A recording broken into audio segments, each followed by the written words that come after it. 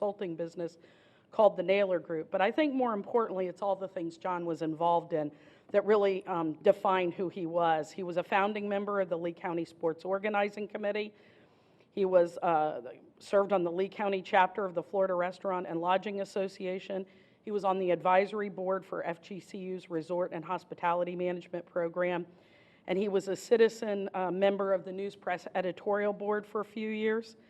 And in 2013, I had the pleasure of awarding John a Genonia. And for those of you who don't know what a Genonia is, it's an award the VCB gives to an individual who positively impacts Lee County's tourism community by demonstrating unique capabilities, leadership, commitment, and dedication. John is survived by his wife, Mary Gale, and I appreciate you giving him this moment of silence. Let's take a moment to remember the life of John.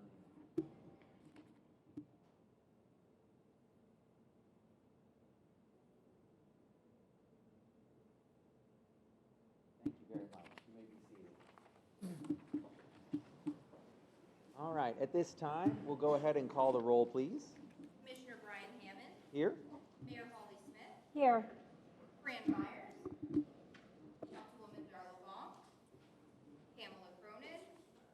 Tony Lappy. Here. Jay Johnson. Here. Robert Wells. Here. Bill Wachulis. Morning. Brian Kramer. Here. Councilman Larry Fiesel. Here. Councilman Mike Gibson. Councilman Jim Adderholt. We do have a quorum. Okay, thank you very much. Before we jump into our business, Tim, do you want to explain the wonderful festive food and decoration that we have? Yes, absolutely. So normally we have our December meeting in the afternoon and we have some holiday cheer. We usually do this at an off-site location. But this year it felt maybe a little less festive than normal, and we wanted to have the meeting here where we could host the most people, and we thought maybe a little breakfast treats to go along with that would bring up the cheer. And of course, as a little gift to our TDC for all you do for us, your big gift every year, your poinsettia to brighten your holidays. So please remember to take that with you when you leave. So. Very good. And when did you envision people enjoying the treats after our business meeting? During? Anytime, please. Apologies if it wasn't clear that we wanted them to partake, but please get up there and get yourself some, even if you do it during the meeting. It's great. Excellent. Thank you you, very sir. much. All right, at this time, we'll take up the approval of the minutes from the previous TDC meeting. Does anybody have any comments or revisions to those minutes? Okay, seeing none, does somebody wish to make a motion? I'll move that. Second. Motion for approval from Jay Johnson and a second from Mayor Smith. And any further discussion on that? Are there any objections? No objections. That motion carries unanimously. At this time, we'll take up the public to be heard. Would you raise your hand if anyone's come from the public to be heard this morning? Yes, sir. Please head to the podium where the microphone is and state your name and organization for the record, if you will.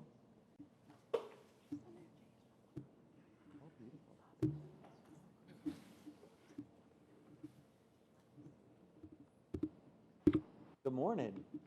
Hi, good morning, everyone. Bobby Noakley, inbound general manager at the Luminary Hotel, accompanied by Megan Dumphy, our director of sales. Wanted to introduce Bobby here today as a new face for the council, and he's no stranger to our operations. Came in pre-opening as our director of operations, so we're thrilled to have him. Thank you. Excellent. Welcome. Welcome. Great. Thank you so much. Thank you to the council. Thank you. You know, we appreciate all the luminaries done in this time post-storm and the inspiring messages even that you put on the side of the building there too. Thank you. Thank you. Has anyone else from the public come to be heard this morning? Okay, I see no more public comments, so we'll move to municipalities to be heard. Has anybody from a municipality come to be heard this morning? Yes, sir.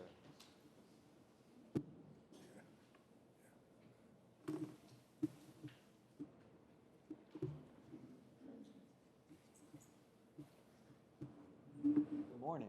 Hey, morning everyone. Chad Schutz, Town of Fort Myers Beach, environmental staff. So I was asked to just run through kind of where we're at, or what we've been through and where we're at in terms of Hurricane Ian recovery. just asked Miss Nancy to put some, a picture of the island just for references. I mean, I'm sure as all of y'all know, the beach debris was extensive, household contents, water heaters, fridges, construction debris on the beach. Odd ends like jacuzzis and waterway signs from the Back Bay, even a garbage bin from Cape Coral. So there was a lot of stuff on the beach. Large scours near seawalls, accesses, some extending from, the Gulf all the way to Estero Boulevard where it compromised some of the sidewalks. So a lot of damage was experienced. As we know, a lot of our tourism assets were damaged, if not destroyed. Times Square and the pier. Newton Park, the Sears home was destroyed. And our accesses, our two accesses there, wooden structures also. The good news at Newton Park is the seawall integrity and the tiebacks were not compromised, so that was good. The restroom assets, in the downtown area, including the Palm Street restroom that the TDC gave us a grant for, was also destroyed by Ian, and the Mound House also experienced extensive damage. The good news is that the beach looks much better now, night and day difference. Staff did a great job clearing out from Bowditch to Newton. Our contractor has removed probably 95+% of the large debris that was out there.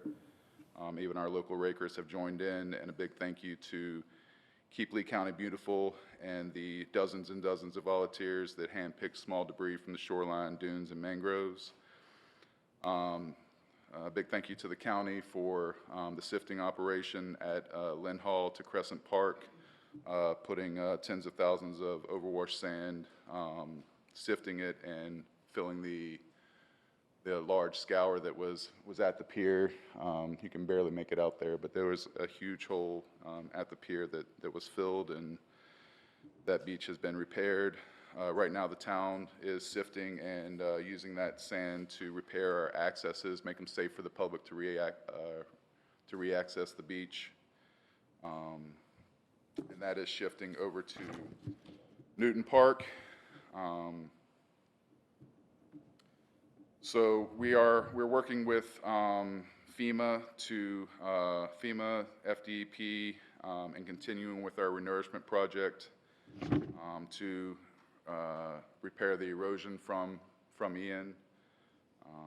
The damage from Ian, erosion to our beach, was on the order of 220,000 cubic yards. So we are applying to FEMA for Category G assistance on our engineered beach. That's going to be on the order of about 56,000 cubic yards on the north end, which is from Bowditch to just south of the pier. And then on the, quote-unquote natural beach, we're doing a Category B request, which will be an emergency berm of about 6 cubic yards per linear foot, and raising that elevation at the scours that, pending FEMA review, is going to be on the order of about 90,000 cubic yards. So a lot of sand coming from FEMA, and we're hoping we can expedite the environmental and historical preservation reviews that FEMA has and get that sand on before sea turtle season, but that is also still pending some answers from FEMA. We're also working with FDEP. You may have heard the governor put out $20 million to 4 counties for additional beach building. So at Leonardo Arms, which is R204 down on the south end, looking for 3,400 cubic yards. FEMA just considered this to be a location that would not be cost effective in repairing, so we are looking for some sand to put there to help those folks out. We have an emergency berm that's going on the south end. We're also asking FDEP if we can put the berm on the north end that's going to be on the order of 30,000 cubic yards, as well as filling in the very southern tip, Carlos Point, around 5,000 cubic yards to fill in scour holes over there. So a lot of sand coming in.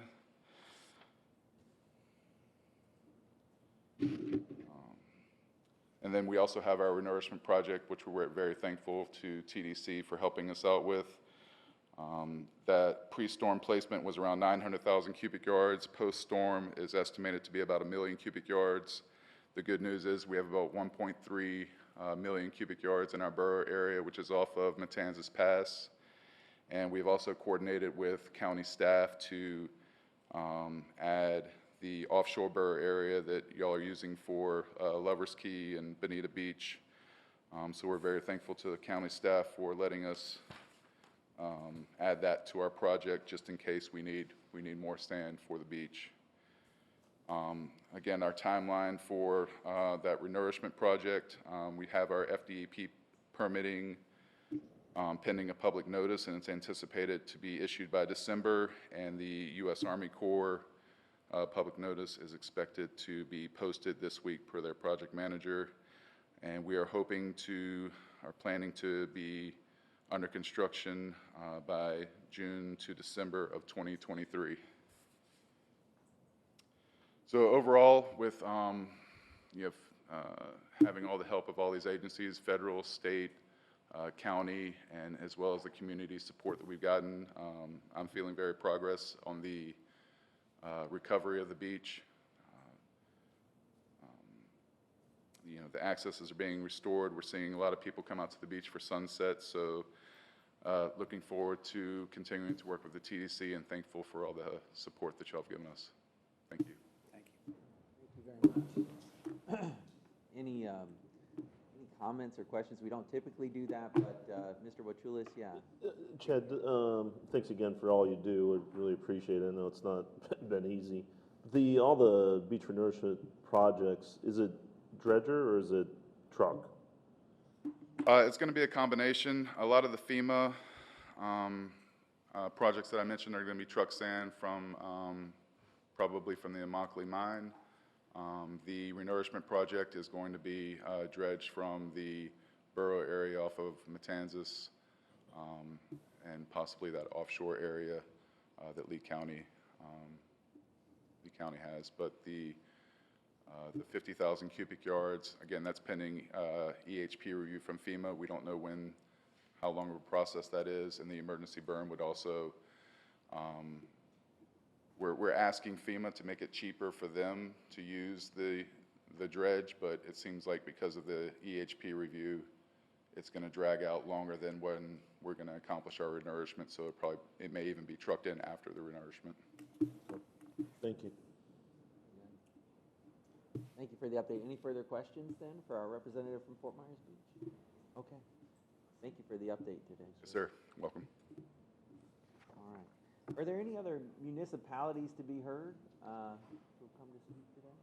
Chair, would you like me to hold my comments until we have our TDC member input on our update? You know, do they dovetail nicely with what the report we just received from Fort Myers Beach? If so, we could go ahead and hear it now, and then yeah, know that counts as your TDC member item.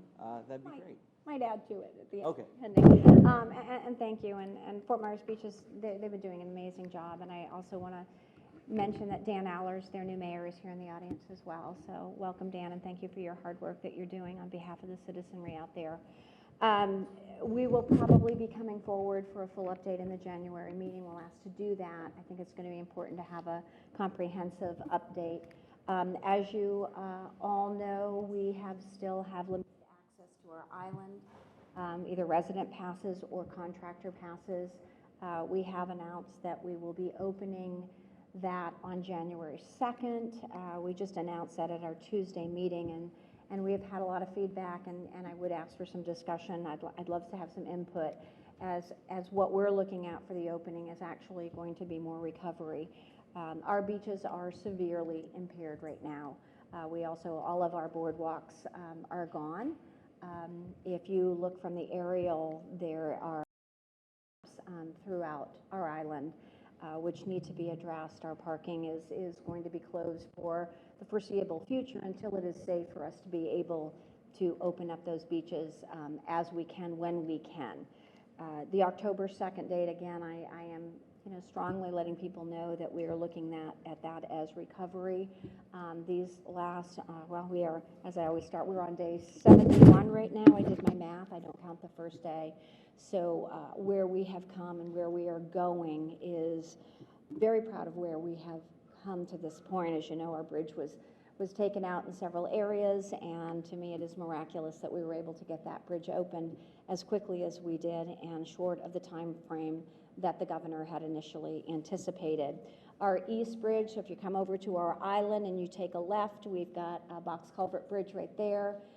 That was washed out. FDOT is working on a preliminary fix on that right now, and we do anticipate that bridge to be open at the end of the week.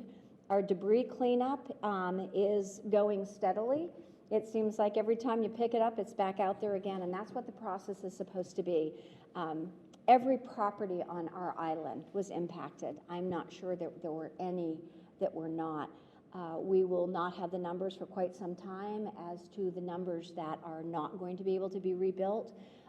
As many of you know, I'm sure some of you have been out to our island, a lot of our ground level hotels were literally washed away. When we were, I was out there on day 3 after the urban search and rescue, and we couldn't even push past because of the amount of properties that had made their way from their foundations into our island. So there is a reason that we have had our island secured so people can get back to their properties and do what they need to do to try to salvage those properties and see what they need to do to get those moving forward. Our entire resort housing district was severely impacted. There are properties, again, that are not there. There are properties that there's engineering going on now to see if they are safe to be rebuilt. So we have a long way to go, but I will tell you again, there is progress. And there are, we have one property that is able to be open, and it shows what our code does. So, and I am going to say that you all know that Island Inn was doing a project, and they have 12 units, and so we are seeing where the codes work and how we're going to be moving, forward with the rebuild on our island. But it is going to be a long recovery, and we're going to ask for your patience as we do that, because our island is not the island that you saw on September 27th, and it won't be for a long time. And when we do open, and I want to say, Captiva, for the Captivians, we know that by us not having the ability to get to the island, it is also impeding the ability to get to Captiva. And we realize that. There are partners there. Captiva was not hit to the point that we were. So, that is a factor when we were looking in. And Tony, we've worked very closely with you and others on Captiva to address those items. So I know that as of December 17th, I believe, reservations are being accepted. Twin Waters Inn was very fortunate as they had less damage and are able to open to the community, and we recognize the importance of that as we follow through. People always ask about the lighthouse. So she was broken, but she's going to do okay. We have a semi-permanent fix on there. The cast is a little bit heavier, so we're looking forward to that being completed, and we're looking forward to the lighting of that lighthouse. That lighting of the lighthouse is extremely significant to all of us, and it shows the resiliency in what we can do, what we will do, and what Sanibel will do as we come back. As I said, with the debris, I believe that we are almost at the 1 million cubic yard mark, and I believe Lee County is at the 5 million or 4 million, if I'm not mistaken, in all of Lee County. So you can see, by hearing that number on our small island alone, you understand the amount of debris and the amount of work that has been done before we can look to open our island for further recovery. Let me see if there's anything else. I talked about the beaches. We have gone for our legislative asks. We did speak to the delegation. We've spoken, we have our ask for the governor's office, and a lot of that is going to be the recovery of our island.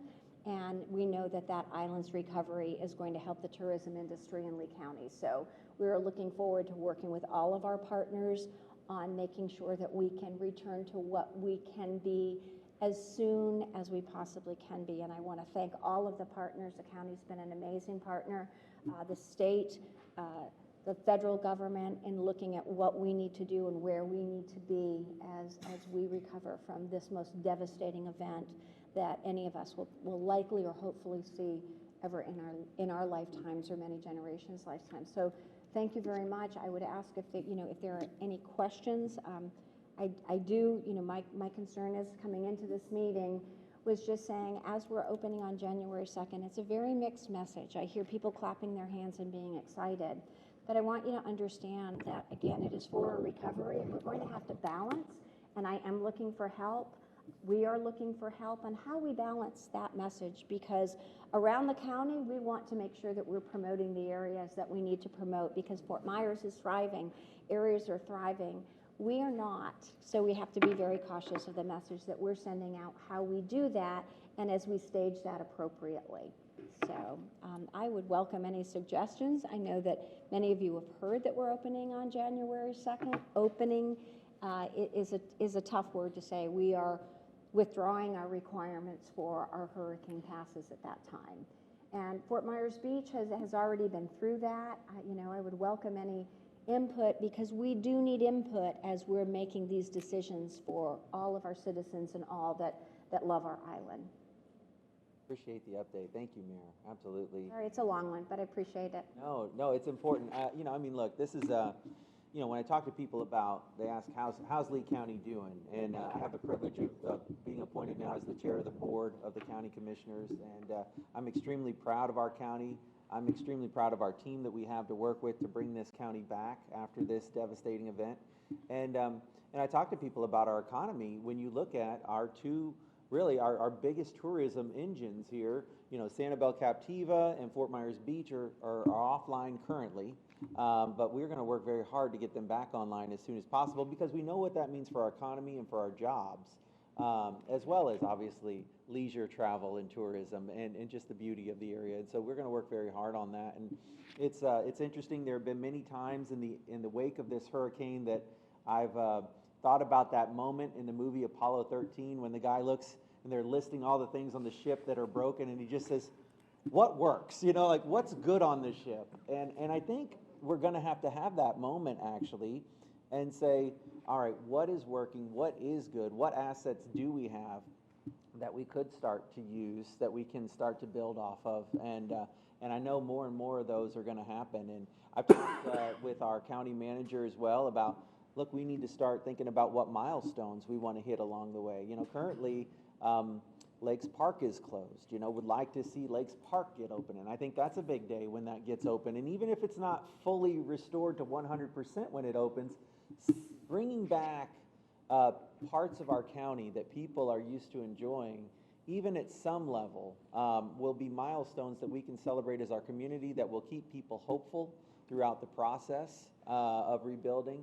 And I just think it will be great, and I look forward to celebrating those milestones with each one of you. I know I talked to Mr. Wachulis earlier this week about when they could get some rooms open. I mean, these when they do open may not look exactly like they did before, as the mayor very articulately explained, but they will be milestones and moments of hope for our community. So.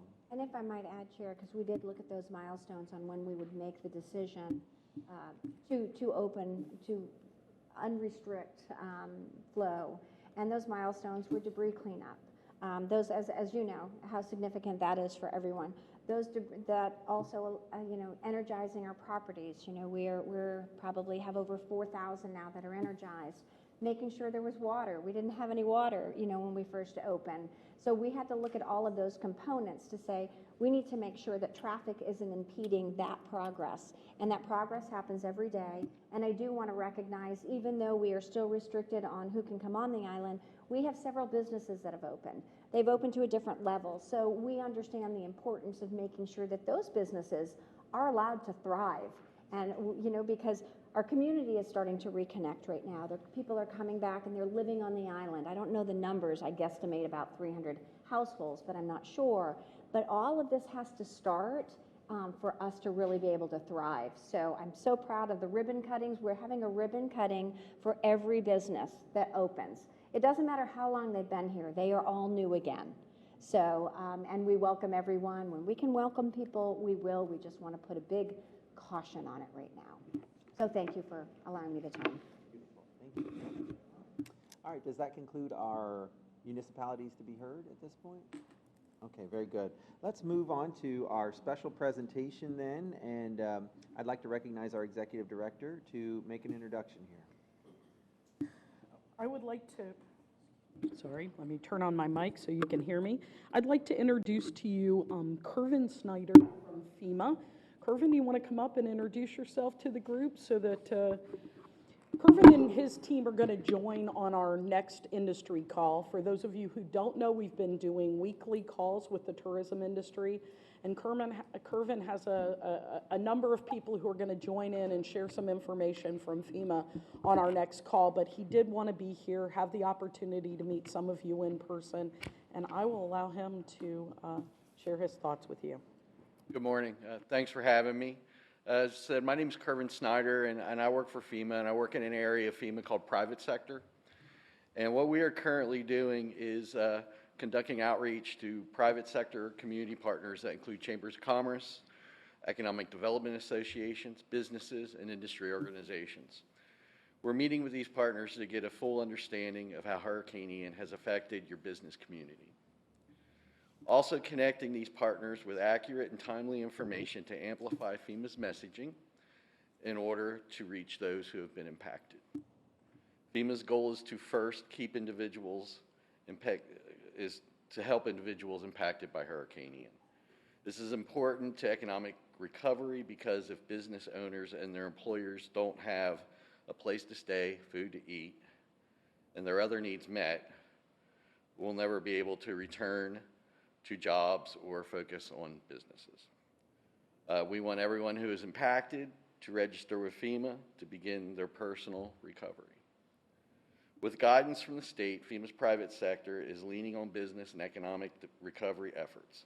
Focus on assisting and supporting your local community leaders in their efforts, and we'll follow their lead as we work together on innovative ways for the private sector community to quickly recover and become more resilient for future disasters. So really what I do is I gain information and I pass information, so I network. As Tamara had said, we will be on the call this coming Tuesday, and give me 1 second, I want to give you a list to be attending.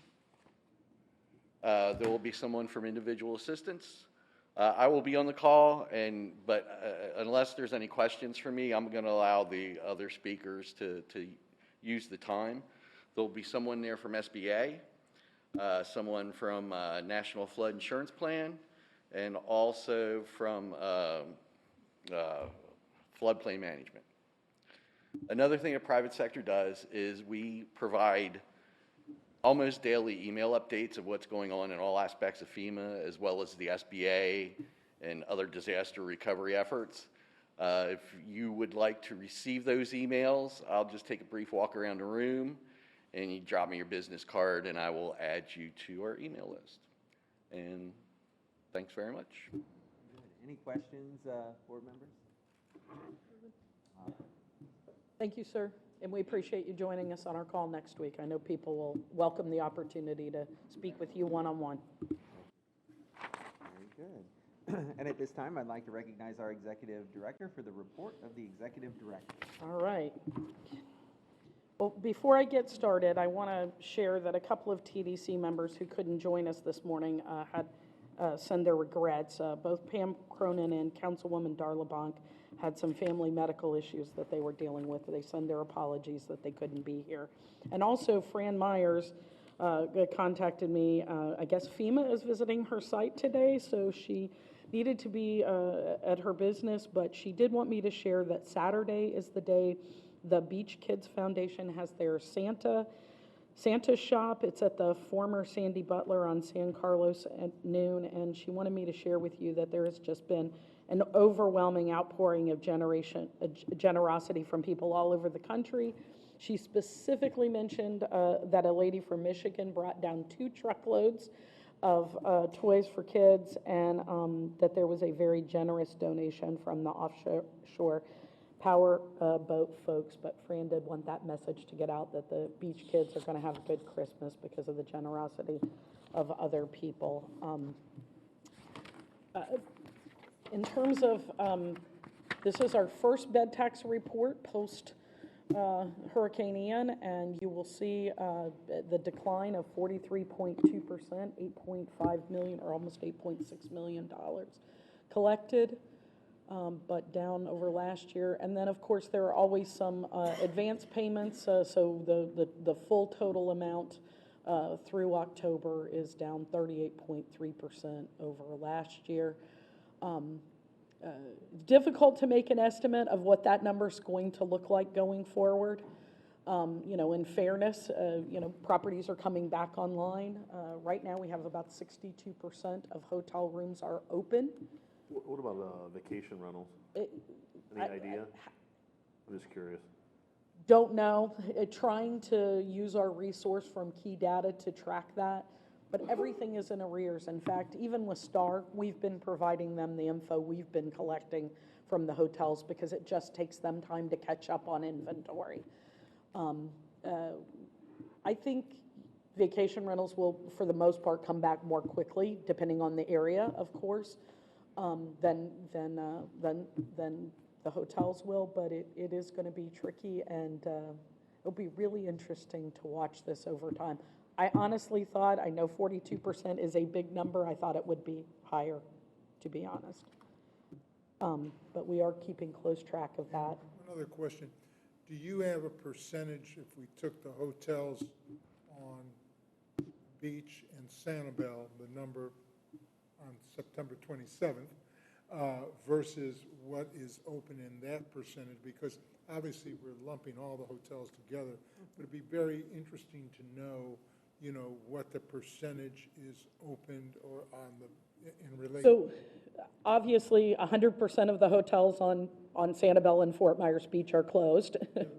As they come online. And we are keeping track as hotels come online. We are tracking by rooms, not hotels, because as you know, some of the hotels are a very small number of units, but we are 62% of the rooms are now reopened. 40, so that means, of course, 38% are not open.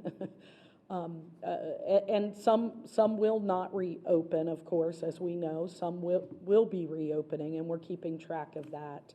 And Brian will give you a marketing update, but of course, we're listing open properties on our website, but if your property is not open, you are not finding it on our website. I mean, we're trying to be, you know, upfront and transparent with the consumer, so that's our goal. So,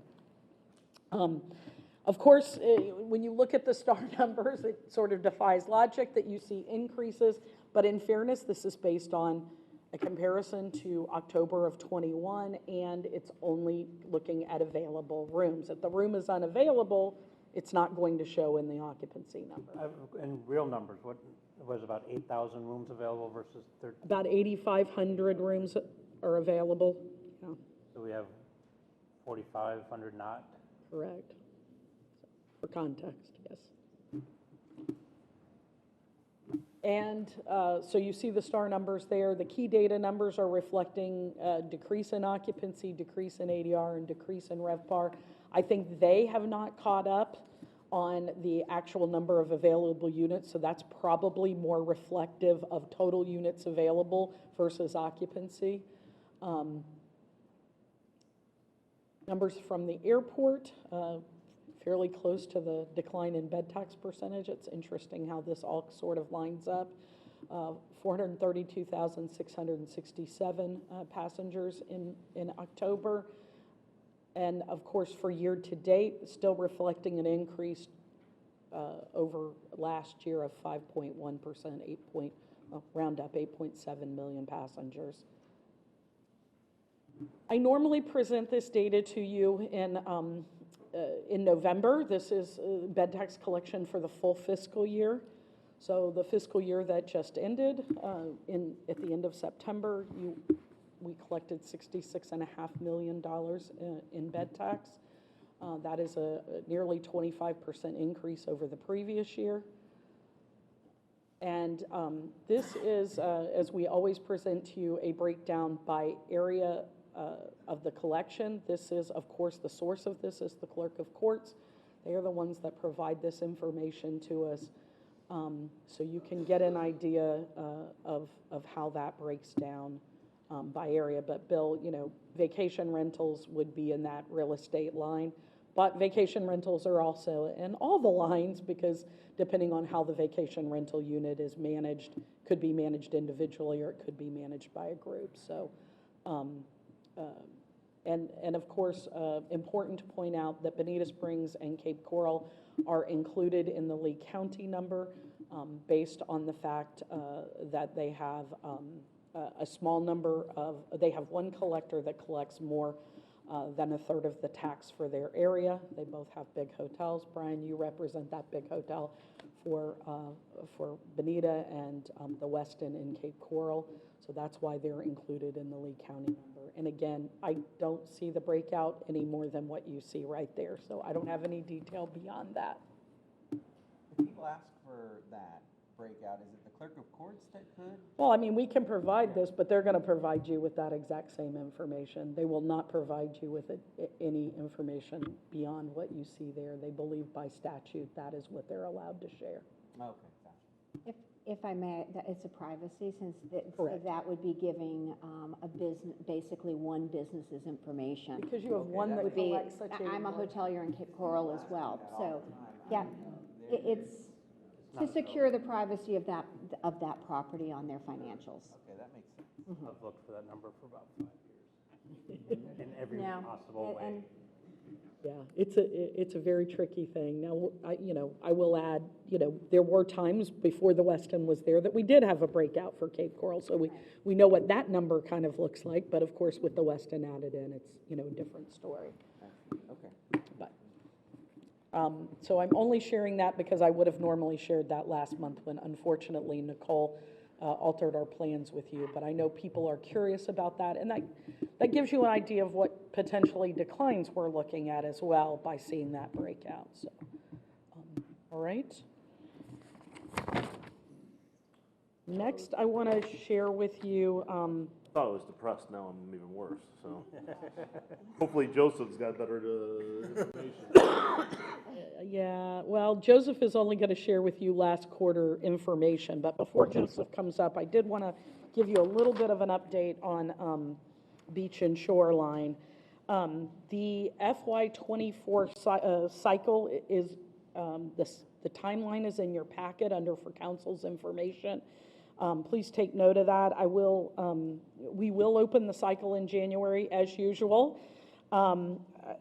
But we do plan to give the applicants a bit of extra time. We feel like given everything going on, we know the inordinate pressure our municipalities and agencies are under. So we're going to extend that timeline. Nancy will be reaching out to the usual requesting agencies to, get that information out to them. I think we even already have it posted on our leevcb.com website. And for context to those requesting agencies, at this point, having an estimated revenue for 24 is a little bit of a challenge, but we're going to ask you to, legitimately put together the projects you think you can do in that year ahead, and rank those projects just like we always do. And then, as we get closer to that time when we're allocating those funds, hopefully we'll have a better estimate of what kind of funding we're going to have. We know the resources are going to be limited, but we're going to try to get as many of those dollars to the projects that can go forward as possible. So bear with us as we bear with you. And in that context, the FY23 projects, the interlocals have gone to the municipalities. I think almost all of them have come back to us. We have communicated to make sure that those agencies are going to be able to move forward with those projects. So far, only one has said the project cannot go forward. So that one will hold back on, but we are trying to move along the 23 requests as well. They'll go to the board on the 20th. And we'll keep you, I know there's going to be a lot of bumps in the road with these projects. We're going to keep you informed. Nancy will do a good job of that going forward. All right, any questions about beach and shoreline? All right, thank you so much. Now I'm going to ask Joseph to come up and give us the last bit of good news, Joseph. Good morning. I'm Joseph St. Germain, President of Downs St. Germain Research. As Tamara mentioned, I'm going to be presenting the July through September data, which feels much longer than 2 months ago, but that's what we're going to be focused on today because that's the data that we have. I will say in our presentations moving forward, we have added some questions to the visitor tracking so we get a sense of visitor sentiment. So you'll start to hear that as we move forward. But today, we're talking July through September. So the good news is there's good news. I always look at the percent change year over year, July through September. Visitors were up slightly. There wasn't the increase in room nights and direct expenditures was higher than the increase in visitors, largely because we had a higher percentage of visitors staying in paid accommodations. Basically, we had less VFRs, day trippers, we don't see a ton as it is. And then room nights, when you'll see occupancy in a little bit, most of the room nights were up largely because we have a different, there's more units available, particularly among vacation rentals. So even though occupancy will be fairly flat, room nights were up. And then the increase in direct spending was greater than the increase in visitors. That's something we've seen basically in every single destination, and I believe there's two reasons for this. One, partially due to inflation. Everything costs a bit more. But two, post-pandemic, we've seen travel take a larger percentage of the visitor's wallet. People didn't realize how much travel was to them until it was taken away, and therefore now is a bigger part of their budget. So that's something we've seen here in Florida, here in Fort Myers, up in Maine, and in secondary research we've seen across the country. Year to date, visitation and room nights are up. Direct spending and economic impact almost up 25%. As Tamara showed the TDT figures from last year, that was up also about 25%. So that's one of those correlations. As TDT goes up, that's a nice barometer of how normal spending is throughout the county. It will probably be different next quarter because as you have a lot of people here for hurricane recovery, they're not spending money in the same way as your regular leisure visitor is spending money. Here's your lodging metrics for July through September. Again, this is key, this is vacation rentals and hotels. Occupancy fairly flat, down slightly, but ADR and RevPAR were up 9% and 8% respectively. For the visitor tracking stuff, if you look at the full report, it's over 100 pages. I'm going to hit kind of the main topics, which will give you a sense of either behavior change that we saw year over year or some things that you kind of help kind of see the lay of the land. One was with trip planning. There was less spontaneous trips. So like there wasn't many very short trip planning cycles, but we saw a lot more consumers taking in information. They used more online resources. They called and made more requests. They also considered a lot more destinations. And when you think about that year over year, last July through September, borders weren't open yet. Some other areas of the country were just kind of reopening, whereas Florida had been open for a large period of time. So basically what my point is here, as in July through September and moving forward, there's a lot more choices now, and people are doing more planning. And then as we look at marketing, they actually notice a lot more of your advertising. So it is going to be important to be out there where you can. Reasons for visiting is these have been fairly consistent: vacation, beach, relax, and unwind. That's fairly consistent year over year. As I mentioned, we had more people recalling promotions for the area. Again, they're out there getting more information. The biggest increases that we saw were people finding things online, whether that be ads or articles or what have you, but also checking out travelers' reviews, blogs, things of that nature. So that's where we saw the largest increases. And for what it's worth, recall promotions was up 13%. So there's just people are taking in more information before they go on their trips. More people flew. That was up about 4%, which happened to be kind of in line with the airport was up 5% for the year. So that's kind of along those lines. And of all those who flew, about 2/3 are flying directly into RSW. So those are up slightly year over year as we go. As we look at the travel party profile, I think the biggest thing when we notice, I mean, the Midwest is obviously very important when people came to the area, but this is the biggest international visitation that we had seen post-pandemic. So we saw Canada be back in a big way. I'm not saying it's pre-pandemic numbers, but this is the largest international visitation we saw since the borders reopened.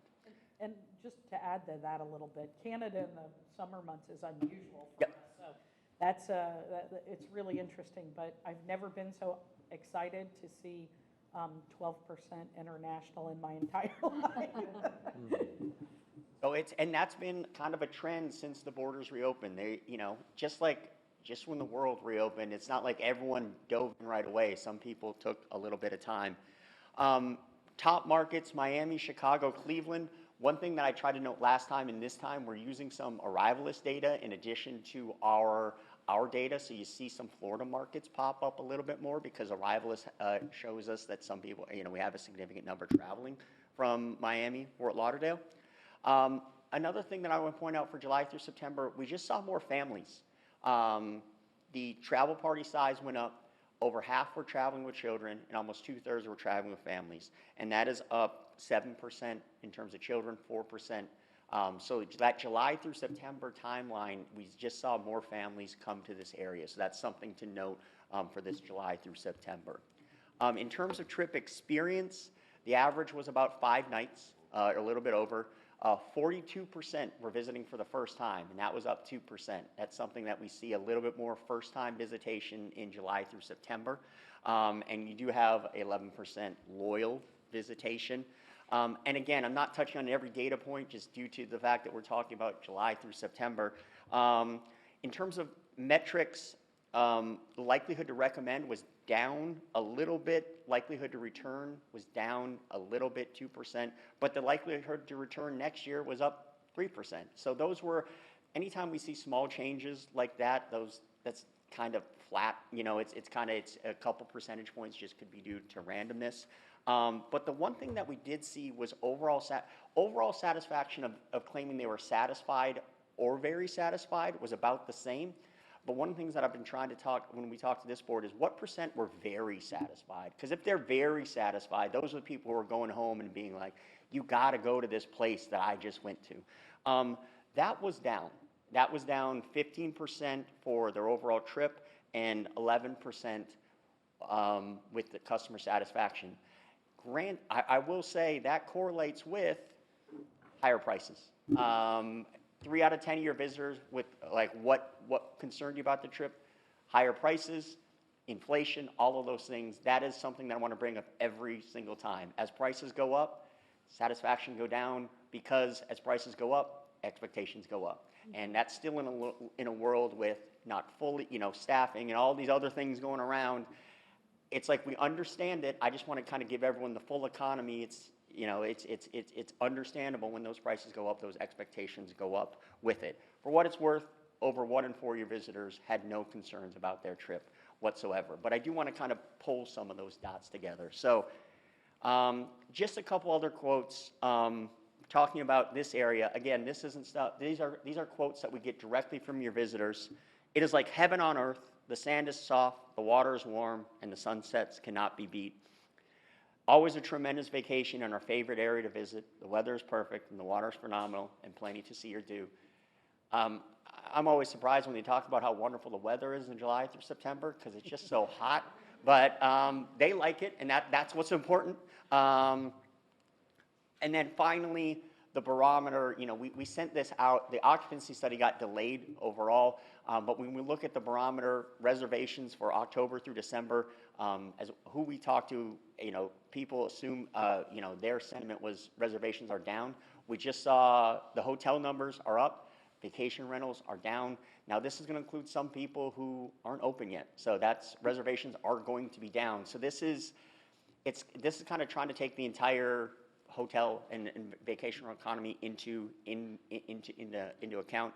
As we look at July through March, the sentiment isn't as bad, but it's still down 55%. Again, not unexpected, but just to give you a sense of the sentiment amongst the hotel and vacation rental folks. And then, like I said, as we move forward, we'll be adding some visitor sentiment just to get a sense of when they think this area will be back. Why that's important, they're not prognosticators, but what they think is kind of going to be a little bit sticking your finger in the air of what other visitors to the area might think. That so that's a high-level overview of what we saw in July through September.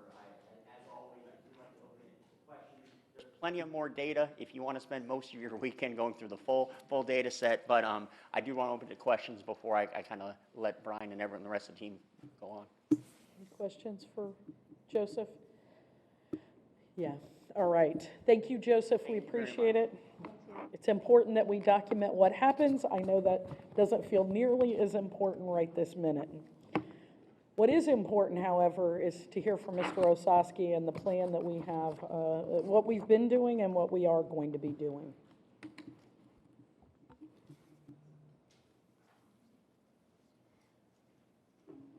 Good morning, Mr. Chairman, members of council. For the record, my name is Brian Osowski, Marketing Director for the Visitor and Convention Bureau, and will provide you with this morning's marketing update. Out of the gate, I'd like to review a short list of marketing initiatives, action items, if you will, that the marketing team initiated in the weeks immediately following Ian. The first thing we did, of course, is to pause all media across the board for obvious reasons. This included all co-op placements through the end of January. While going through that process, many of our media partners came forward with in-kind inventory to help us through recovery, specifically to encourage people to help hospitality workers in need. And I'll talk to you more about that in just a little bit. But the total value of that donated media support was just over $440,000, which equates to roughly 29 million impressions. And here are most of those partners who have been so gracious. We're still working with a few more who want to help, but this gives you an idea of the strong working relationship that we've developed with our vendors over the years, and it's really great to know that they were here for us when we needed them most. So basically, we provided our suggested copy to them and let them run with it. This is an example of an email that Condé Nast Travelers sent out to a portion of their subscriber database on our behalf to help raise funds. And these are examples of the actual digital ad placements that ran. Now, as of about a week or so ago, we've officially completed running all the in-kind media support that we've received to help spread the word about this effort. Next, we had to cancel the 2023 visitor guide production with our vendor Miles partnership. Unfortunately, there were just too many images, too many pieces of content, business listings, etc., that were immediately inaccurate following the storm. So the good news is that we beat the paper cancellation deadline on our guide, which literally saved us tens of thousands of dollars. And now we're working on a digital-only version for FY23 that allows us to make updates as recovery progresses, and our target go-live date for the digital guide will be in February. We knew we needed some transitional messaging right away, and our approach was basically to acknowledge what happened to our area, but also to be grateful and humble. It's our reaction to adversity, and not adversity itself, that determines how our story will unfold.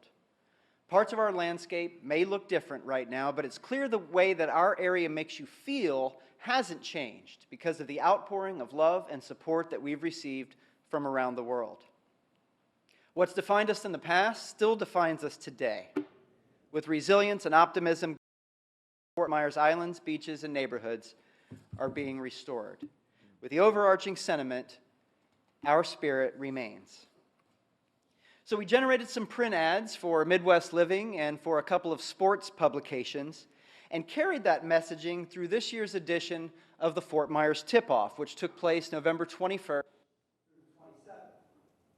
We met with Intersport, who produces the tournament, and the Fox production team ahead of time to help make sure we get the vibe of this broadcast correct. To make sure that the announcers were talking about us the right way, that the destination video that was being shared was accurate. And I think Jeff and I feel pretty good about where we landed. We ended up producing three different spots, three different advertising commercials that ran throughout the tournament, two of which sort of had however, is showing our gratitude to our first responders. Take a look.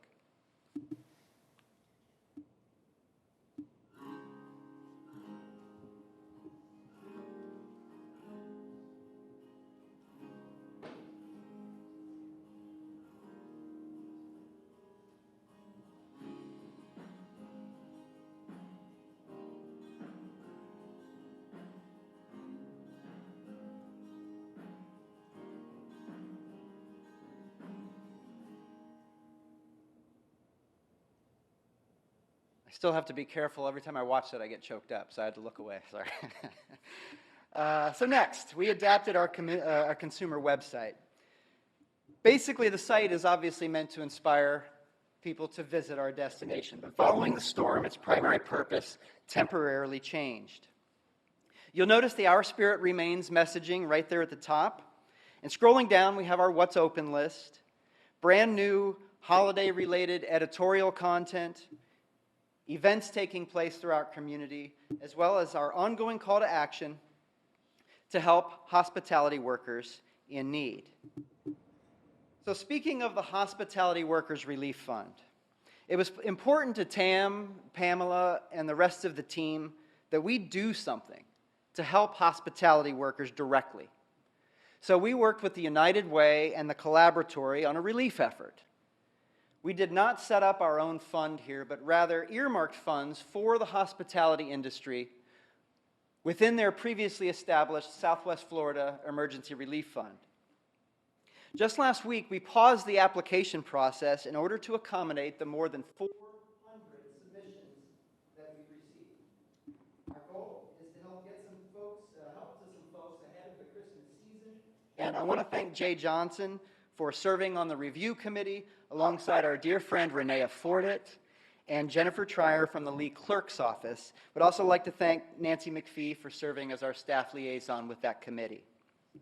So far, we've helped raise just over $144,000 for our hospitality workers, and we're keeping everything open so that donations can continue to be made, especially right here approaching the end of the calendar year. In case you hadn't heard, part of that total includes funds raised by our Island Hopper friends at BMI, iHeart Media, and all of our songwriter friends in Nashville who produced a benefit concert for us on November 2nd called Songwriters for Southwest Florida.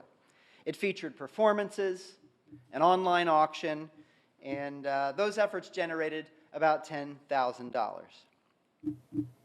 So we created that What's Open list right away, and shortly thereafter we added event listings back to the website, since discovering that the majority of event organizers decided to move forward with their events. This is super beneficial to our tourism economy, even if they only attract day trippers in the short term. Certainly crucial to long-term recovery, it's important that we can share with potential visitors that there are a lot of activities to do, that they can still come here and enjoy themselves. The good news is that What's Open list is growing by leaps and bounds every single day, so much so that we're now working on turning our regular partner listings back on once we can be sure they've been properly updated to provide visitors with accurate information for visitors. So then we just added a good news hub to the website that we're calling Bright Spots.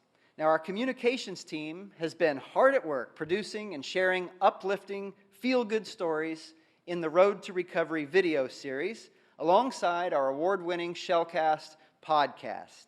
And so now we have one centralized location on the website where we can share all of our good news. Shout out to Miriam Dotson and Jackie Parker on the communications team. They're doing a great job.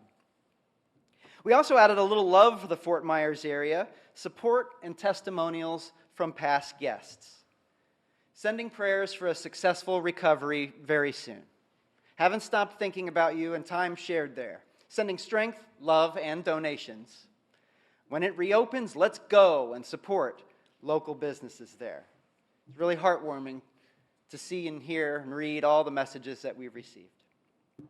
So while all the visitor-facing work was going on, the team also did some work for our partners on leavecb.com. Now, front and center on the homepage is a link to resource section that pretty much brings together everything in one place that we felt and feel it's important for our industry partners to know about.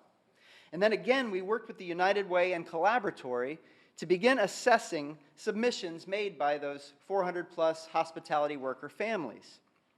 Completing this form was the first step to getting assistance from the Relief Fund, as well as other assistance that might be available to them through our friends at the United Way.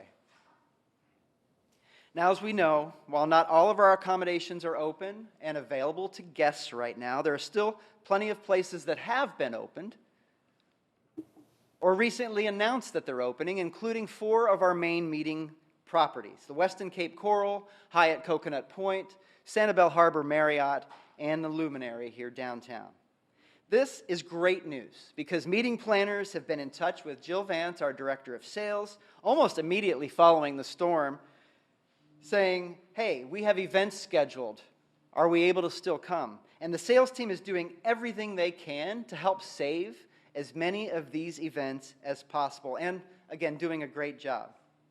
I want to share with you one of the videos that Jill and our communications director, Ray Saraceno, produced to share with meeting planners to show them that the property is open and ready for business. This one featuring the Sanibel Harbor Marriott. Take a look. I'm Jill Vance, Director of Sales for the Fort Myers Islands, Beaches, and Neighborhoods Visitor Convention Bureau. And I'm here at the Marriott Sanibel Harbor Resort. And it's several weeks after Hurricane Ian came ashore, and we just want to show you around. As you'll see, the recovery and cleanup efforts are moving very quickly. For instance, Marriott Sanibel Harbor Resort is once again easily accessible as the road leading there has already been repaired and repaved. The waterfront restaurant, Tarpon House, is open for breakfast, and you can enjoy the stunning views of San Carlos Bay at Charlie's Cabana Bar, which is open for lunch and dinner. The reopening of the resort's 347 guest rooms is right around the corner pending final assessments. Roofs have been replaced, and it's all hands on deck finishing up the final repairs.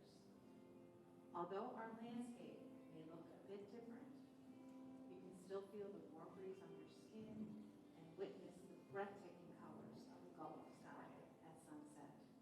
The way our nature makes you feel has not changed. So many people have asked us, how can we help?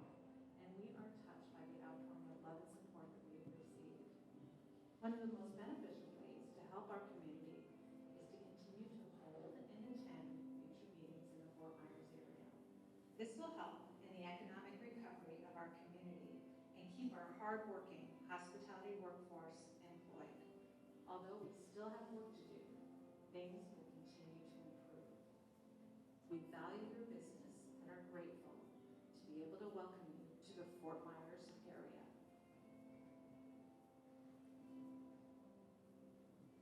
So as you can imagine, the meeting planners getting these, being able to share them with their potential clients. So this has been really great. We've gotten a lot of really positive feedback, and really appreciate Jill and Ray for putting these together. And thank you for sharing that, Brian, during the marketing that they did. You're welcome. I hope I didn't steal any of Jill's thunder for her presentation next month. Well, you heard Tam say now more than 60% of our hotel rooms throughout Lee County are available. That's a positive indicator for us to turn our marketing back on. Another indicator that confirms we're ready to get back to marketing our area this winter is social listening. On the left, we have a chart showing the amount of negative chatter about us just 2 weeks following the storm. And now on the right, you see a drastic improvement in those conversations, now 2 months after the storm, which to us means that the public mindset and sentiment has shifted in a positive way, and folks are ready to see and hear our marketing messages again. So for the remainder of my time with you this morning, I'd like to shift gears and talk about how we move forward. We've assembled a roadmap to help guide our efforts, much like we did during COVID.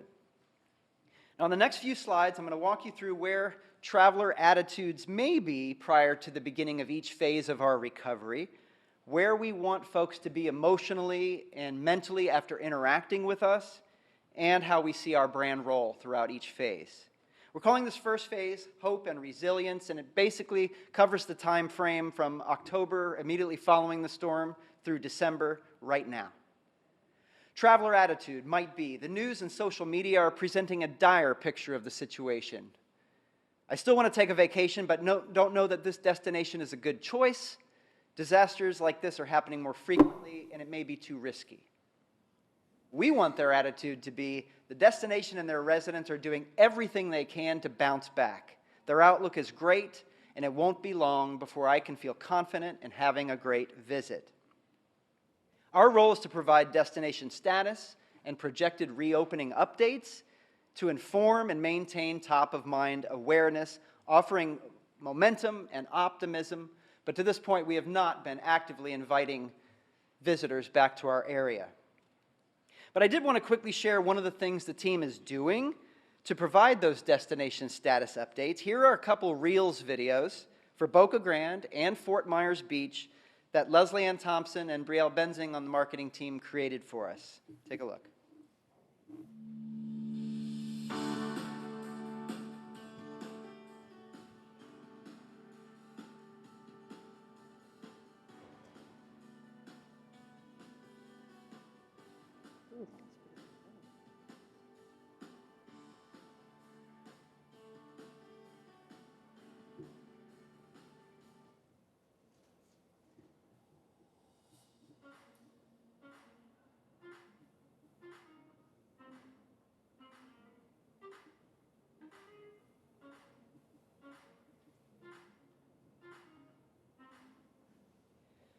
That first video for Boca Grande has over 8,500 views so far, and the second for Fort Myers Beach, already over 44,000 views.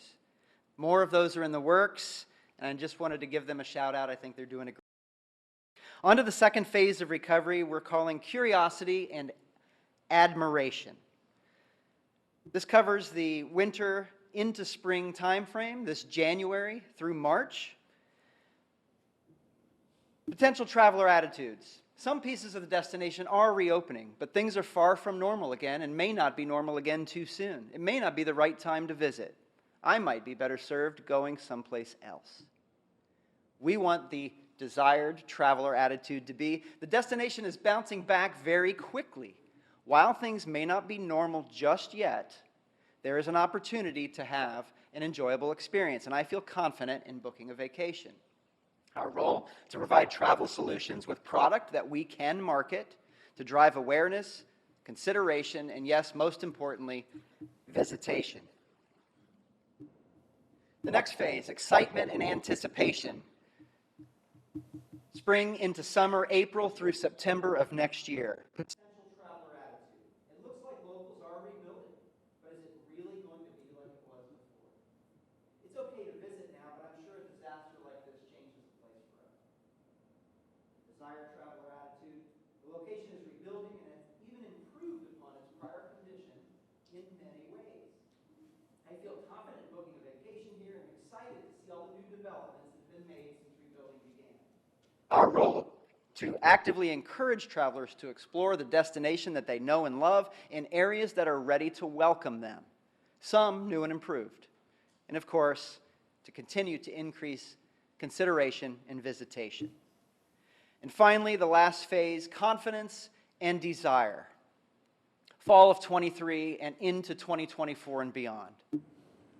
Traveler attitude might be, the destination says they're fully reopened, but a disaster that big changes a place.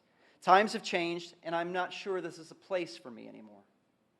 The desired attitude, the destination is back and better than ever. I'm inspired by the resilience of the locals, and I'm excited to support them while also having incredible experiences that satisfy my own travel needs.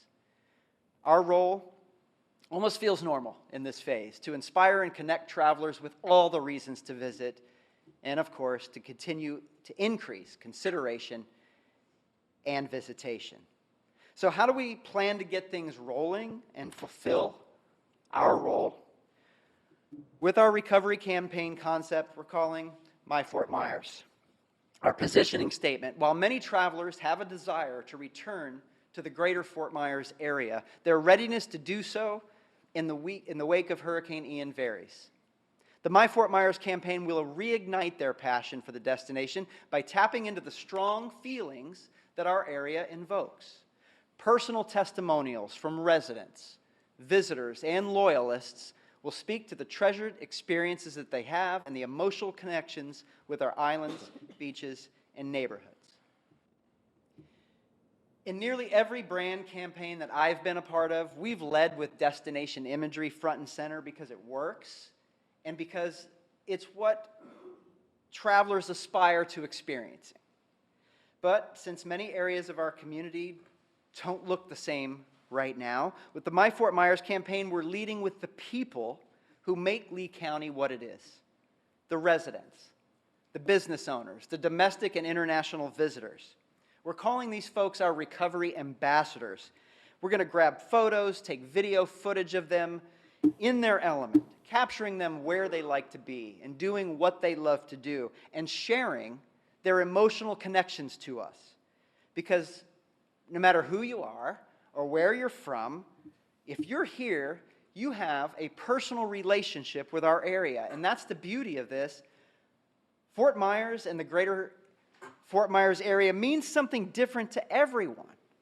But everyone can claim ownership simply by completing the sentence, My Fort Myers is. In this mocked-up example, My Fort Myers is boating on Pine Island Sound. The smooth blue water and jumping dolphins remind me just how special this place can be. And the fishing is top-notch too.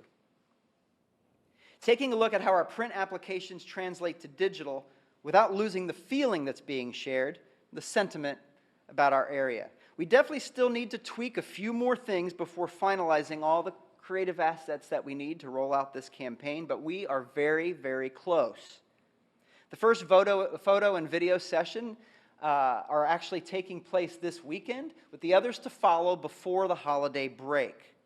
As our community works through recovery, it's important for everyone to know that we will continue to expand this campaign as we move forward. We will include Sanibel and Captiva and Fort Myers Beach and Matlacha and all of our neighborhoods to make sure that we're all inclusive with this effort. Our approach out of the gate to re-engage with past visitors and loyalists who visit the destination year after year before we prospect new visitors. The timing, January through March of 23, and the placements you see there, standard display, email, video, social, and paid search. In terms of these placements, we kept our partners in mind and the importance of our co-op programs, which of course you heard me say earlier that we paused through the end of January. Well, we just surveyed our partners and learned that digital display, emails, and paid social media are the top 3 most impactful types of media placements in their collective opinion. So that's what we're rolling out. And even though we paused all these placements through the end of January, these programs will be opening back up to partners after the first of the year in conjunction with our winter brand recovery campaign. The travel intent means people that have shown a propensity to travel based on searches and bookings across hotels, flights, and vacation rentals. We want to look at those who have been here before. We can learn about past visitation through location data and pushing purchase and booking data within Lee County over the last year. Our markets haven't changed. Historic winter and spring domestic markets in state, the Northeast region, and the Great Lakes region in the Midwest. Of course, Canada is super important to us at this time of year. It's important to note that national targeting will only be employed for those who have shown a propensity to travel. For meeting planners, we are going to launch meeting planner campaigns with industry publications incorporating print and digital media. Some of those folks that we work with, association conventions and facilities, corporate and incentive travel, North Star Meetings Group, ePro Direct, Florida Trend, FSAE. I didn't even have room to add them all here. Sojourn, Mobile Fuse, Conference Direct, Connect, and Travel Desk. We'll maintain the planned co-op placements for our partners that were planned for February. The timing of the meeting planner campaign will be aligned with our brand campaign, January through March, employing display, email, and print. Weddings. The weddings business is alive and well.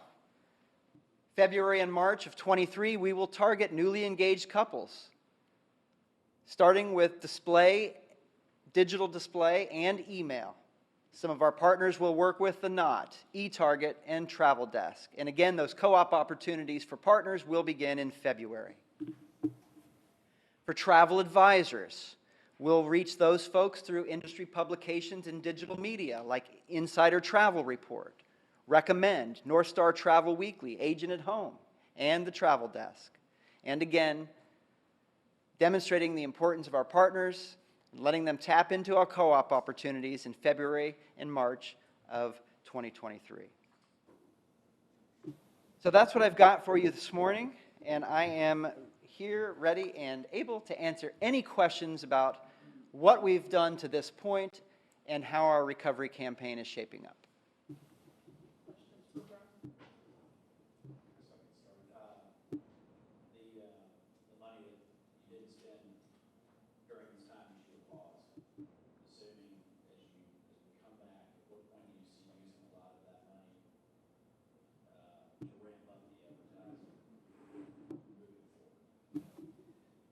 So our goal is to try to budget to revenues, but as we go into winter, you saw, Rob, some of those placements that we have, digital, social, paid search.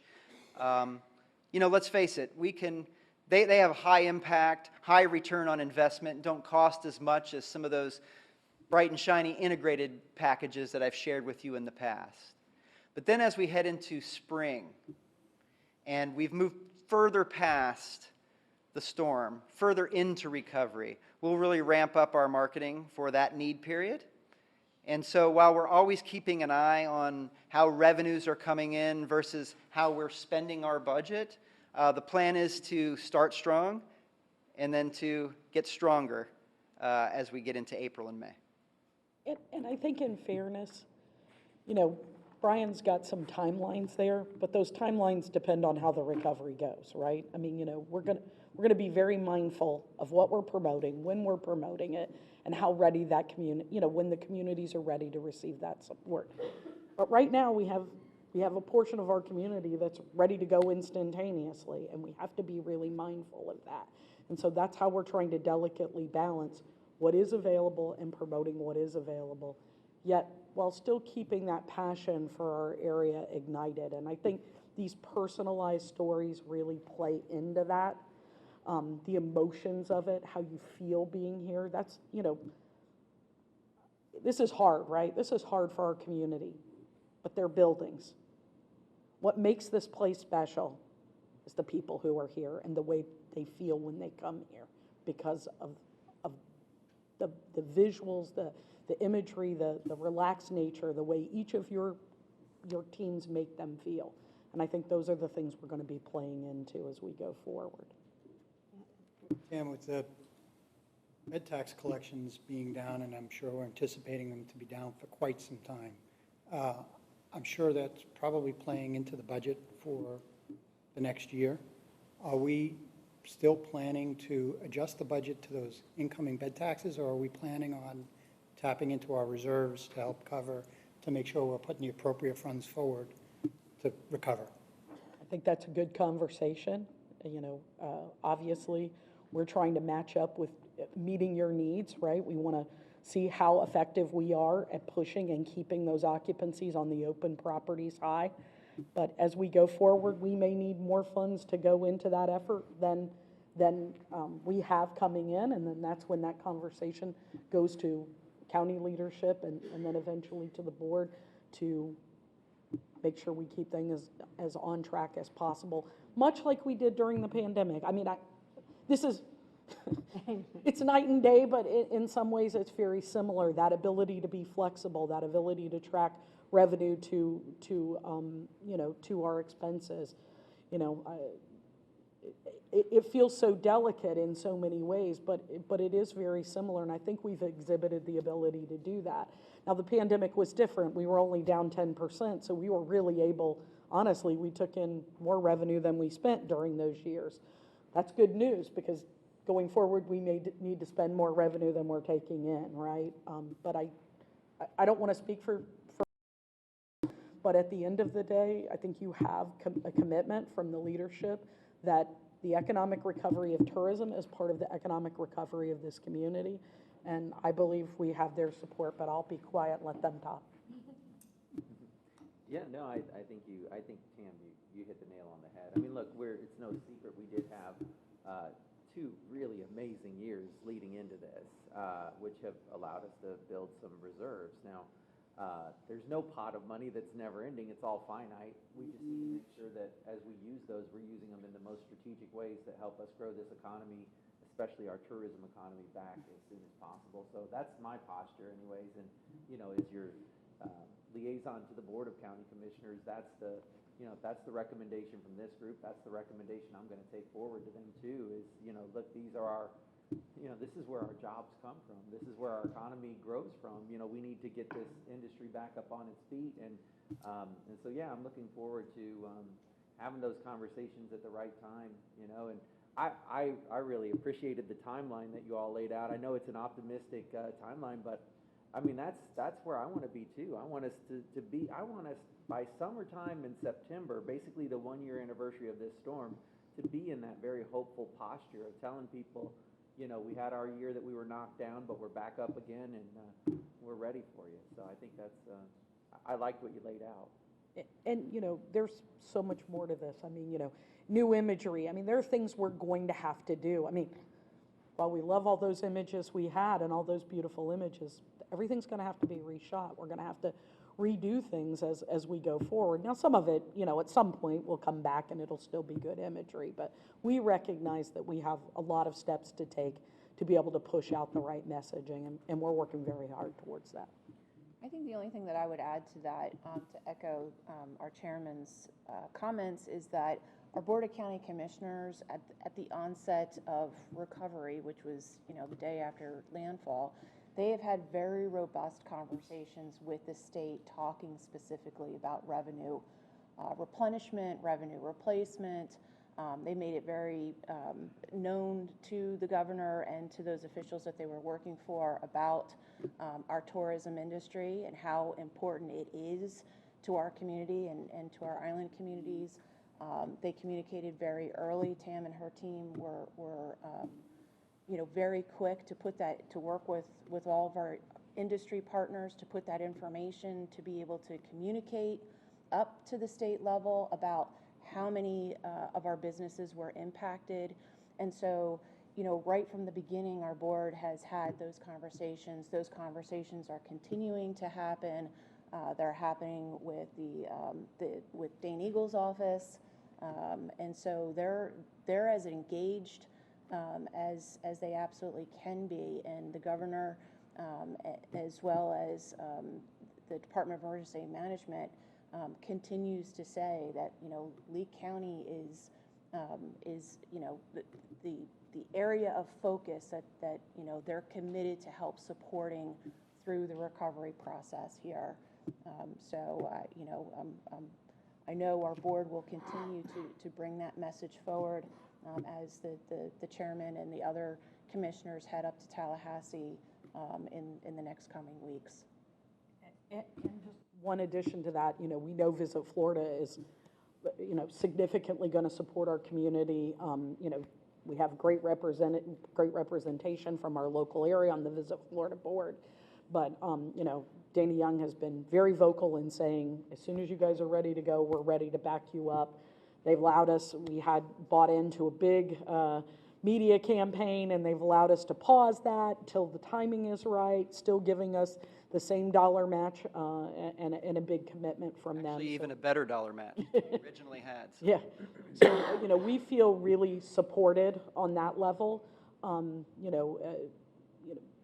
Again, I think we certainly understand the challenges we face, and I think there's a lot of people that are going to be part of that recovery to help us. I'd also like to add to that.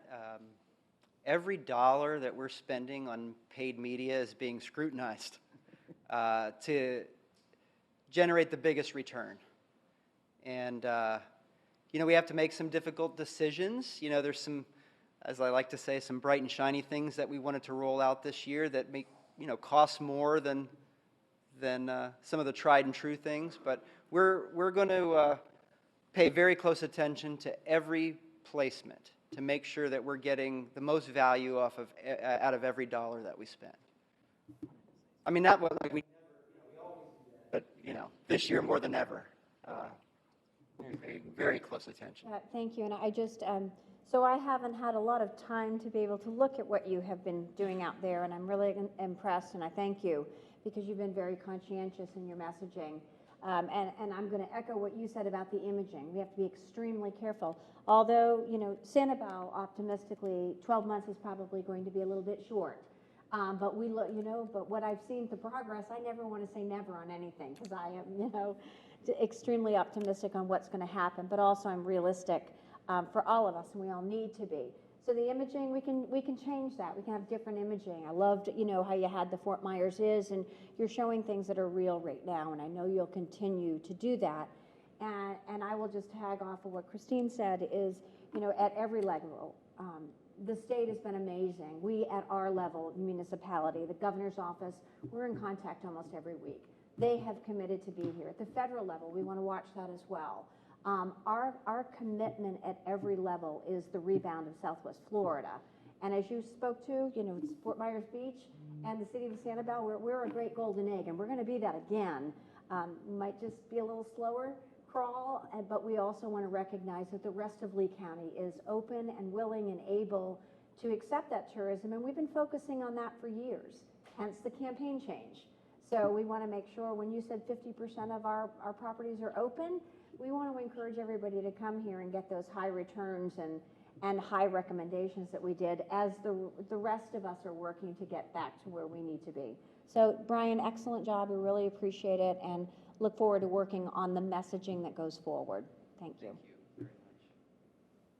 Anybody else with Brian? All right. Just one other thing I wanted to add, go off script here a little bit. I turned the Weather Channel on last night when I got home, just because we always have that on, and Jackie Lezak with Fort Myers Chamber was being interviewed by Justin Michaels and talking about Fort Myers Beach's recovery. And she did a fantastic job. So much so, I was like, after hours, I picked up the phone to call her. She didn't answer. I wanted to congratulate her. So if you haven't seen that or heard about that, just know that she did a fantastic job with that interview. And that's a national audience.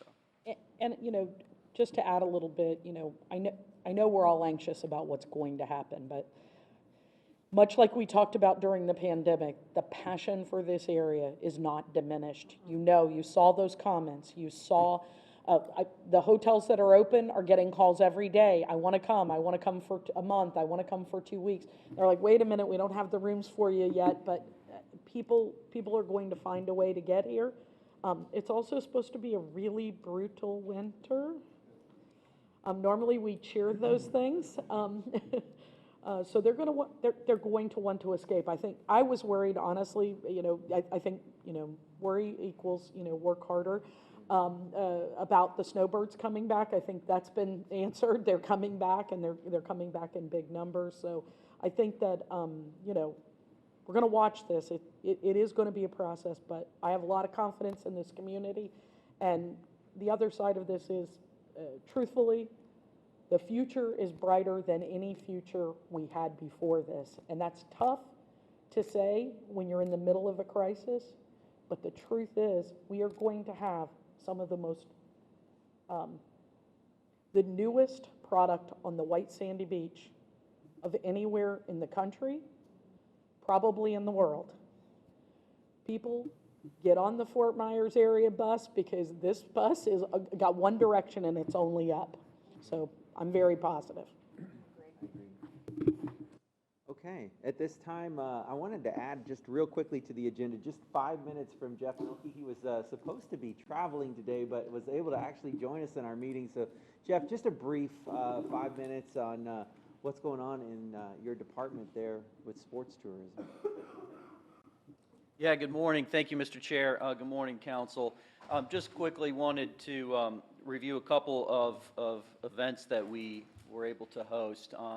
You know, within weeks after the storm, sat with county leadership, Chris Brady and others, and their direction was we have to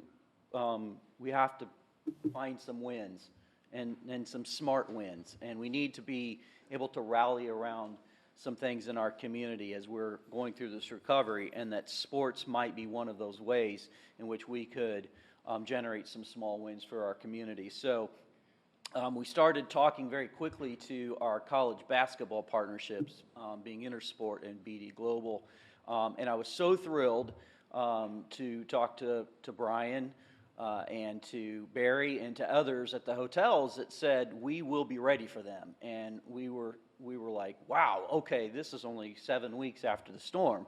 And so we started talking to the facilities, and within a few weeks we were really cautiously optimistic that we were going to have 2 marquee events in our community. And so I wanted to one, say that we couldn't have done what we did without the amazing work of the hotel community and the properties that were able to put these teams up. The Gulf Coast Showcase was at Hertz Arena, featured 8 men's teams, 8 women's teams, and were housed exclusively at the Hyatt. I think, Brian, they were your second group that came in after you were open, and I'm sure generated a lot of positive impact on your property during the week of Thanksgiving. And then at the same time, we had Intersport, which also had 8 men's teams and 4 women's teams. And at Sanibel Harbor Resort housed those events. So because of this amazing partnership, the way the hotels were able to get their and honor their commitment to these college teams, I think was just phenomenal. Through the Fort Myers tip-off, normally in past years we'd gotten 2 commercials. As you all know, this is a nationally broadcast event on FS1, and this year they extended it to 5. And they broadcast the women's game on Friday, and so we ended up getting 25 destination commercials on FS1 during that week. 3 different commercials, as Brian mentioned, 2 of which were destination recovery. One was the thank you to the first responders, which I think was such an important message. And again, with the hotel partnership, the facility partnership, so many different groups in Lee County pulled together to get these events off. Public safety was a huge help to us. VCB Visitor Services, Simone and her team were such a great help to us. And I'm sure I'm leaving others out, but it was just that small win that county leadership wanted to make sure that if we had the opportunity to be smart, put an event in our community that didn't have a negative impact. And we've said all along, sports tourism, we have clients out there who are ready to flip the switch and get back here and support our destination, but we won't do that until the time is right, until the time that it is a positive impact on our community and not a burden. So we continue to monitor closely, have regular conversations with our hospitality community, working closely with Parks and Recreation to make sure our facilities are ready to go. And as we jump back in and start having events again, we'll just keep you apprised of those successes as we go along. Next on our list would be the City of Palms Basketball Classic. I appreciate, Tam, the kind words about John Naylor. They will succeed this year. They've got a good management team there, and that will be a positive event here in about 8 days. And then I think we're going to turn our attention to spring training and have a very positive spring training and an economic impact on our community. So, Mr. Chair, thank you very much for allowing me a couple minutes to say that. Mr. Wells? On the spring training, the stadiums, how are they? The repair works coming along?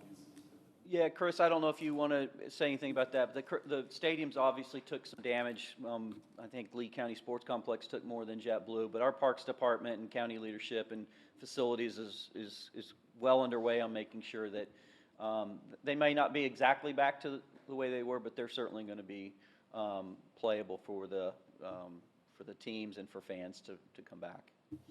Anything to add, Chris? We'll be ready. Two things. First of all, Jeff, thank you for getting the basketball tip-off. I think it was great for us to see normalcy, that it still exists, and then we saw that through the sports. Second is more probably rumor control. What have you heard about Tampa Bay, the Rays? The news media is saying maybe City of Palms. I think the Rays are right now having their conversations with the city of Fort Myers. Chris, if there's been any discussions at the county leadership level on that? I know that the county manager has had a conversation with the Fort Myers city manager, but I also know that the Rays are looking at a number of facilities, and I believe it was in a news article yesterday that it mentioned that they were also looking up in Orlando. Yep. So nothing definite at this point that we've been made aware of.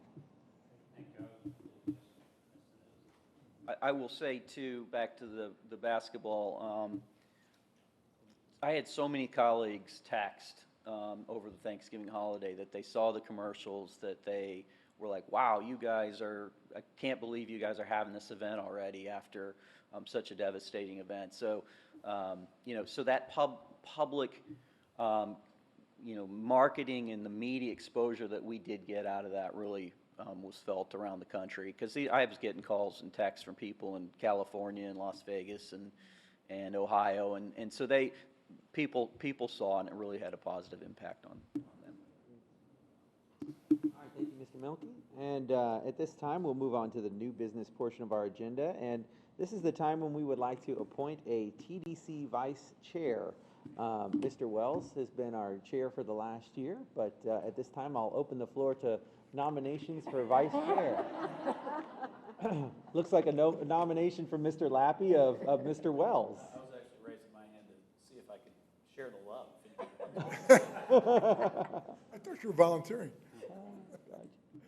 All right, do we have any other nominations? Would anybody like to do it?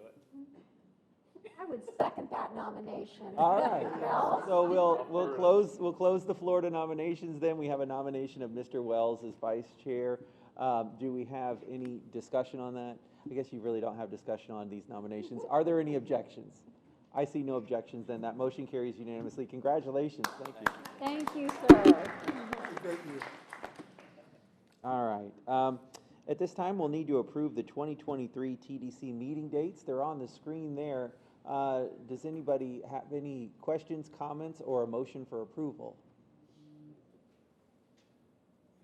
You will note we've moved the March date back a week, and the November meeting we're going to have in the afternoon. There's a conflict with the Port Authority always moves into our slot on the second Thursday in November, so we'll go in the afternoon to help them out. So if you're okay with that, we'll. There you go. I would. Motion for approval from Mayor Smith. I'll second that. Second from Jay Johnson. Do we have any further discussion? Do we have any objection? No objection. That motion carries unanimously. All right. At this time, it is time for approval of the Q4 fiscal year 22 budget report. And you know what? Just because we're really long, I'm going to just say the budget. We can put them up on the screen, but you will see we're 95% spent in the VCB operating budget. I believe it is 93% spent for Q4 on the beach and shoreline operating budget, and in sports development is 87% spent. I know everybody, it's been a long meeting, and we appreciate your patience with us. If you have any questions, I'm happy to try to answer those questions, or Jeff can help if it's on the sports side. But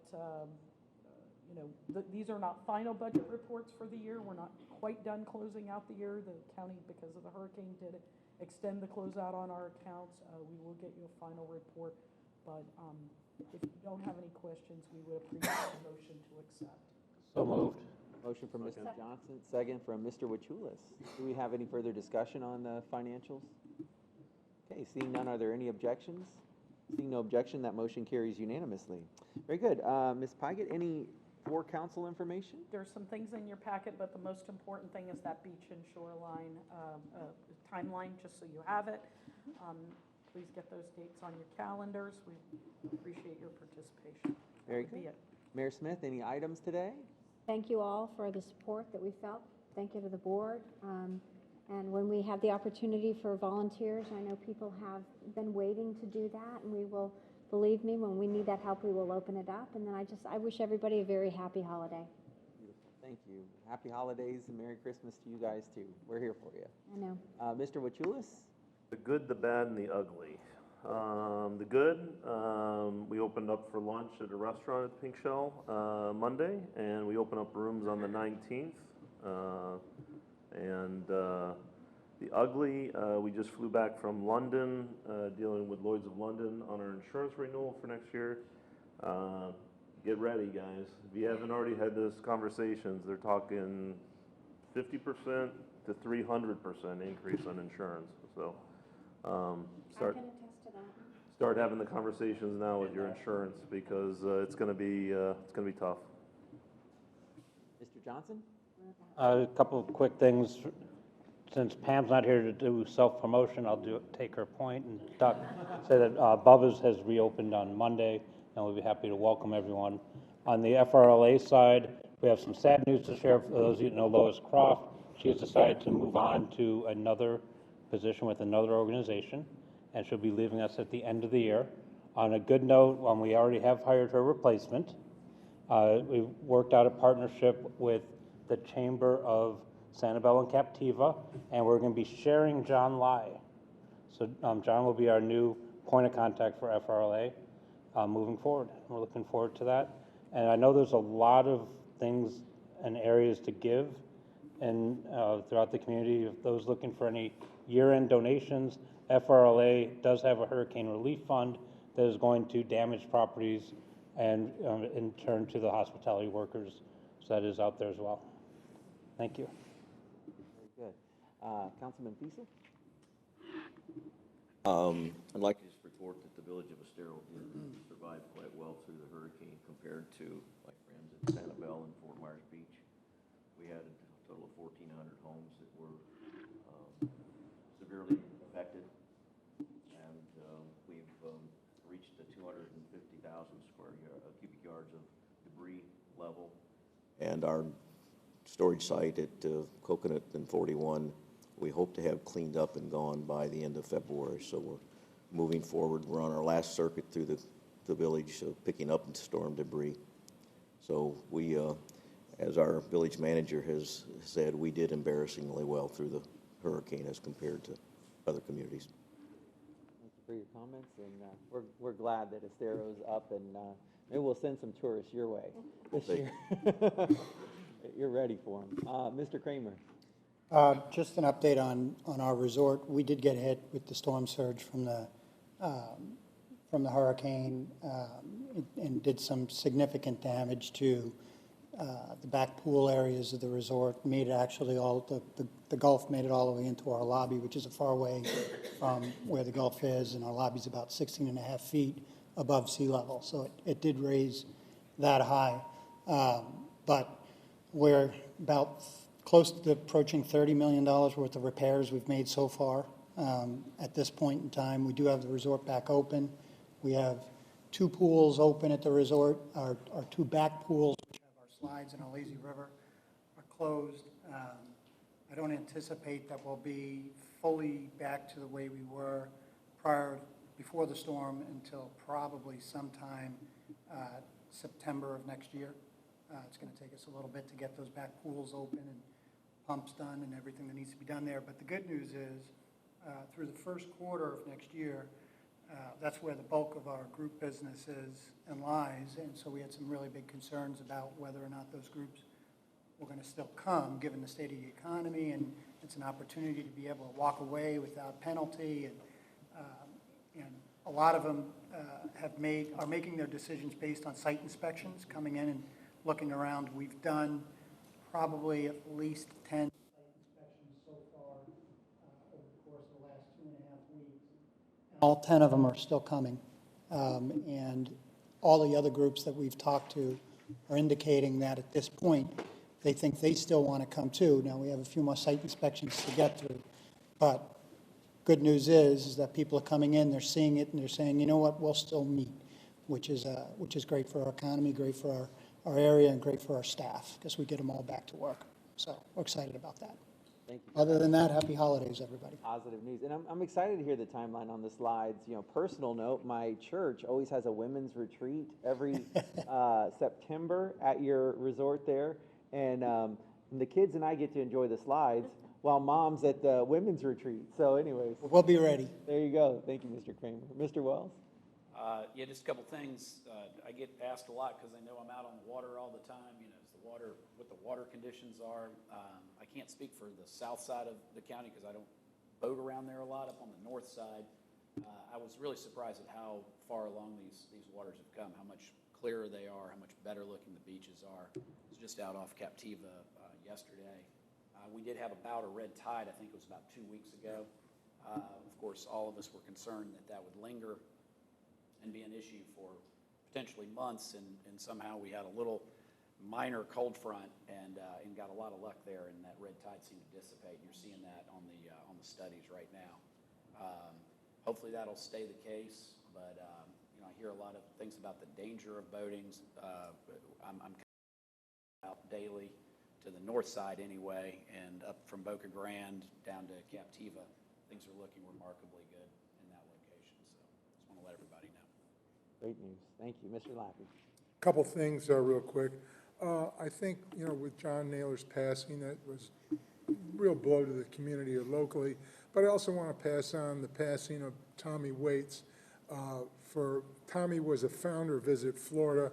What he's done for the state of Florida and tourism has been unbelievable. For those of you who got to know him, he was such a personable guy and just a wonderful fellow. So we'll miss Tommy. Like I said, I always used to see him at Governor's Conference and my Visit Florida meeting, so he'll be missed terrifically. But anyways, we also want to toot my horn a little bit about my staff have done a great job.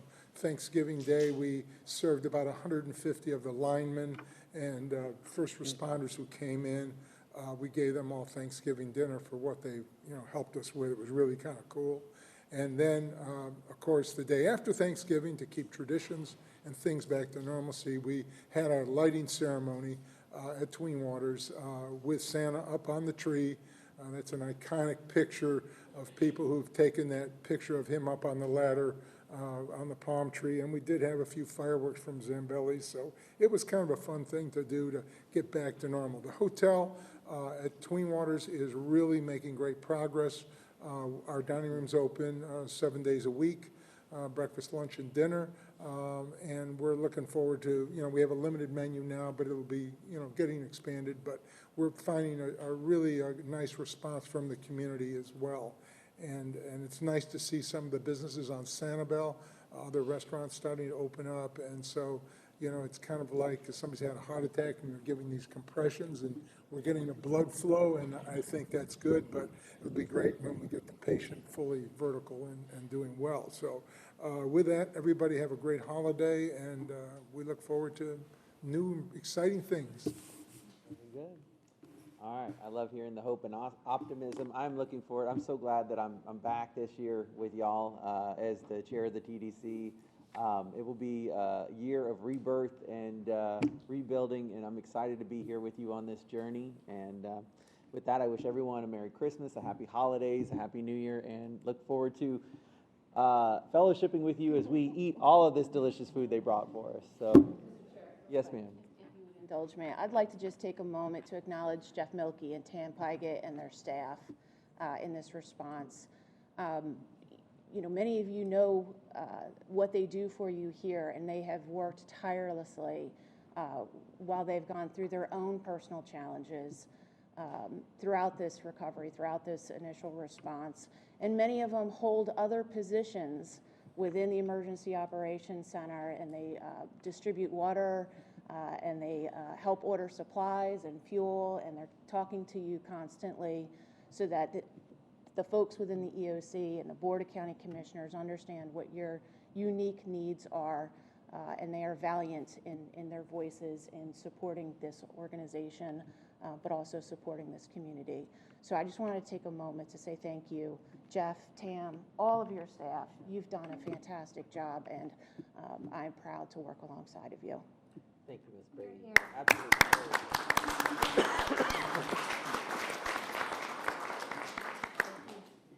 Well, seeing no further business before us then, we are adjourned. Point seconds. Charles.